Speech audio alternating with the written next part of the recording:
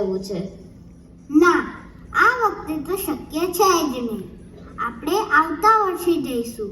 ના, મેં મારી બધી જ ફ્રેન્ડ્સને કહી દીધું છે. અને પેલી મિસેસ શર્મા, એ લોકો તો કાશ્મીર ફરવા ગયા હતા, તો પણ કેટલા બધા ફોટોઝ ઇન્સ્ટાગ્રામ અને ફેસબુક પર મૂક્યા હતા, જાણે કે કાશ્મીર નહીં સ્વિટ્ઝરલેન્ડ ગયા ના હોય. હું પણ દુબઈના ફોટો મૂકી તેને જવાબ આપીશ. જોયું તે? આપણા ઘરમાં ખોટો શો ઓફ કરવા માટે પૈસાનું પાણી થાય છે. તું છોડ આ બધું અને તું તો આ આગળનું ગીત સાંભળ.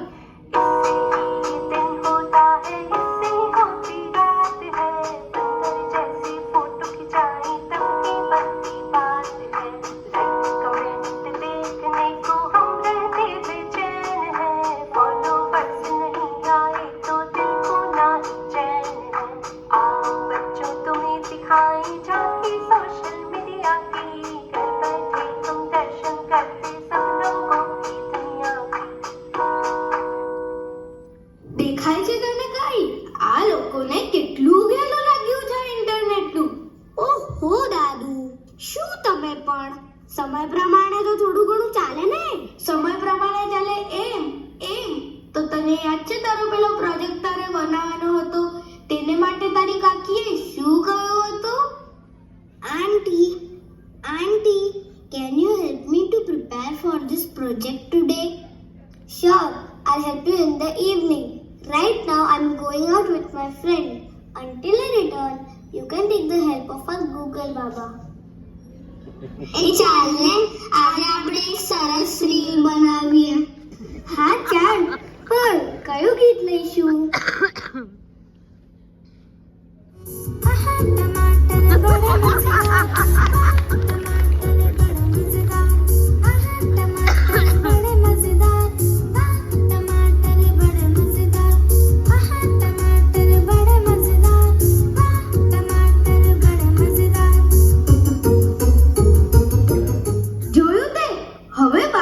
ઇન્ટરનેટને સવારે ન જાય તો શું કરે?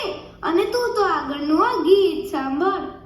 माँ के हाथ का खाना स्विगी ज़ोमैटो में बदल गया, शॉपिंग भी अब अमेज़न और फ्लिपकार्ट में ढल गया।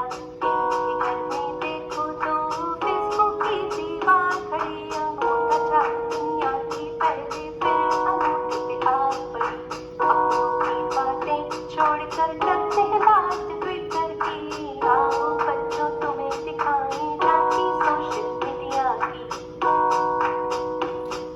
તું મારી સાથે ચાલ અને જો કે તારી બહેન શું કરે છે.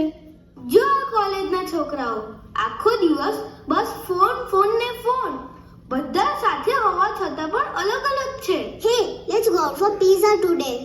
Yes, let's have a party together. Order is ready. Pizza is here.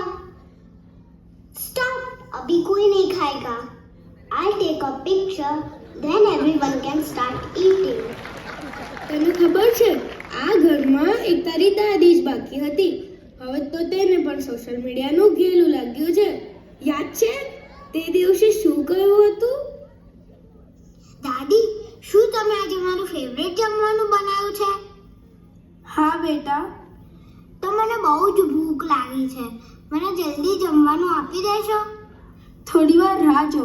પહેલા મારા ફોલોઅર્સ આ ડિશના વિડીયોની રાહ જોતા હશે તો તેને અપલોડ કરી દઉં. દાદુ, તમે બધાને ખોટા સમજી રહ્યા છો.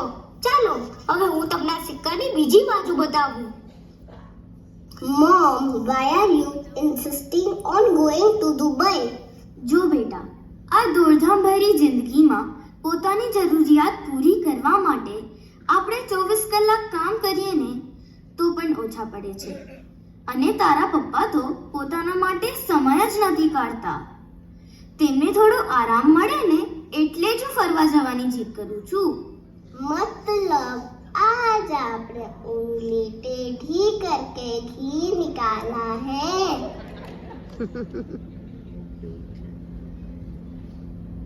Auntie, why did you tell him to work on the project later? You still have time before you go out. That is because I want him to prepare on his own first.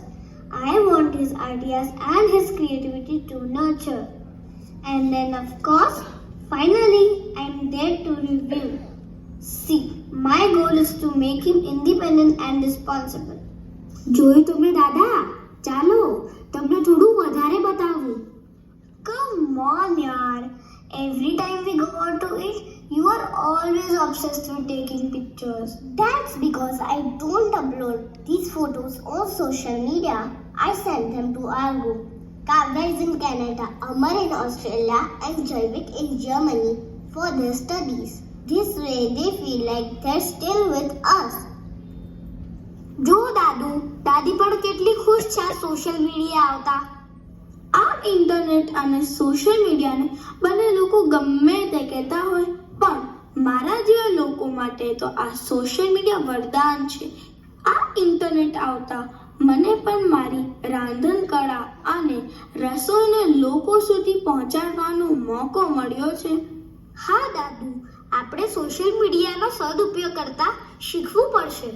अरे दादू, मुझे भी समय के साथ चलने वाला परिवार चाहिए.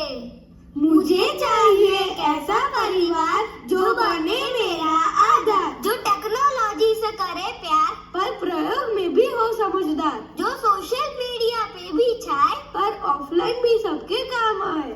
मुझे चाहिए ऐसा परिवार जो बने मेरा आधार. ए दादू, કાલે સવારે તમારું સપનું પણ સાચું થશે. ભલે ભારત વિકાસની હરણફાળ ભરતો હોય તો પણ પરિવારોમાં એકબીજા માટે આદર અને સહકારની ભાવના હજુ પણ અકબંધ છે. અને આ જ ભાવના આપણા દેશને વિશ્વમાં સર્વોપરી બનાવશે.